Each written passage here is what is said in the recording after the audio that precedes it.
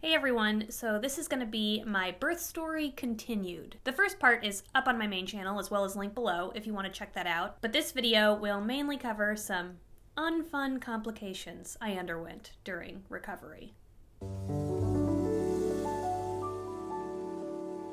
So last we left off, I had just completed a C-section. Both babies were happy and in the outside world. After that, they plopped them in my arms and rolled us all away to rest. I somewhat recall this, but I was pretty out of it due to lots of meds and an intense 45-minute surgery. So my memory is a bit fuzzy, and I think you can kind of see that in my eyes here. Once we got to our postpartum room, well, honestly, I can't remember a thing after that for a while. My mind just goes blank. They gave me more drugs, I passed out, and missed quite a bit. Later I learned that initially the kiddos had some trouble maintaining their glucose levels, so they went not to the NICU, but to specialty care for a few days. I was deeply unconscious when they left and slept through their first few feedings. Birth must have really kicked me into mom mode though, because waking up without babies was super scary and disorienting. But people got me up to date, they calmed me down, and also told me that I was going to start an IV of magnesium. Meg, if you recall, is a medication to help prevent seizures that I was at risk for because of the preeclampsia. Again, you can go watch part 1 if you missed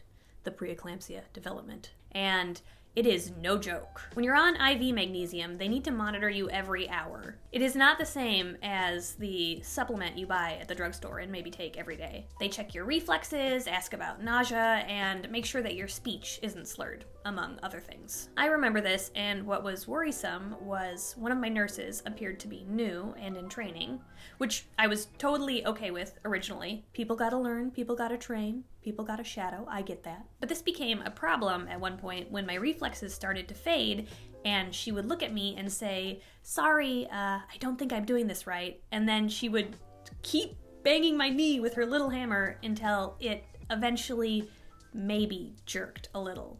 But probably just because my knee was being smacked, honestly. In time, my reflexes all but went away, and when this happened, the nurse would just nervously say, "I think it's fine, go back to bed." In the morning, I woke up and knew something was wrong. I was seeing double, I felt delirious, it was really hard to speak and keep a train of thought, so I rang for help and said, "I am not all right." They took some blood and told me I was experiencing magnesium toxicity. So my IV was stopped, and in a couple hours things started to go back to normal. But it was frustrating because they clearly ignored warning signs, and I don't know what would have happened if I hadn't spoken up. Meanwhile, the kids are thriving. They're discharged from specialty care in 3 days, and oh my gosh, specialty care was amazing for Gray and I. You get so much one-on-one attention and help and tutoring. They taught us how to feed babies, bathe babies, hold babies, comfort babies. It was excellent. I mean, I'm sad they had to go, but the knowledge and the resources we acquired and the parent training was, excellent. So that's a silver lining. And then they're discharged from the hospital entirely a day later. I, however, am not, because my liver enzymes start climbing, indicating some postpartum preeclampsia related issue. So Gray had to go home with 2 newborns all alone. It was terrifying for them and so sad for me. I kept crying because I was so frightened and lonely, and then so many of my nurses kept reminding me that calming down and lowering my anxiety was necessary for my recovery. So then whenever I cried, I just felt like I was doing something wrong,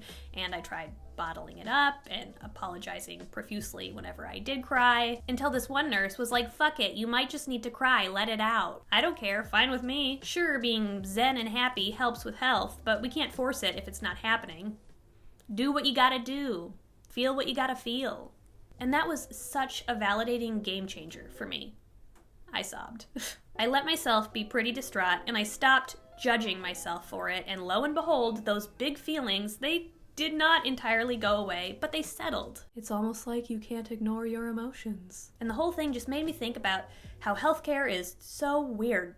Sometimes you get a provider who ignores your big reflex red flags, and other times you get a comforting physician who makes you feel safe when you need it. The inconsistency, I suppose, is a part of life, but it's also really unnerving when it comes to your well-being. What do y'all think? Any stories you care to share about good, bad, strange healthcare in the comments? Because I just never know what I'm gonna get when I go into the doctor. Yeah. Okay, bye.